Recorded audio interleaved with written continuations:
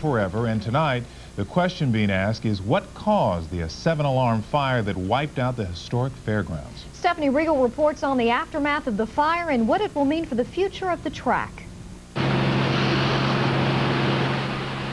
It was a fire of historic proportions, a 7-alarm blaze that took from the city one of its historic treasures, the fairgrounds. We only saved this one portion here to my left, and that's it. Everything else is complete loss, total loss. There were still no answers today about what caused the blaze, which started in the jockey dressing room. Fire officials said they don't suspect arson, but they're not ruling it out either. It's too early to tell. We have to wait till everything's out and send people that are trained, specifically in arson. As firefighters continued to quell smoldering embers this morning, fairgrounds owners told those in the racing community they plan to rebuild.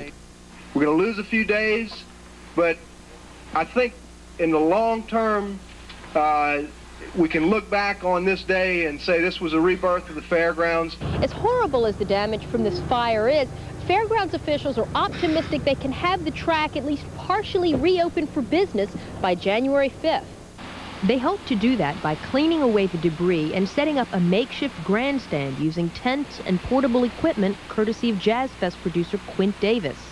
He suggested to us that maybe we could talk in terms of putting the staging together to do the temporary configuration to continue the race meeting, and we encouraged him to put together a proposal for us. But a lot of rebuilding can never be done. The fire claimed priceless photos and paintings of the track's early days. It's also costing the track hundreds of thousands of dollars a day in lost money, most of which was coming in from off-track betting parlors that picked up the fairgrounds races.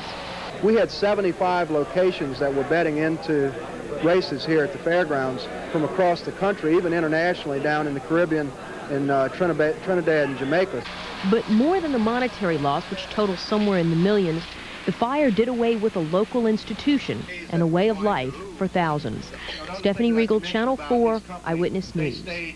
Federal investigators are flying down tomorrow to investigate the cause of the blaze. They don't expect to have any answers for several days.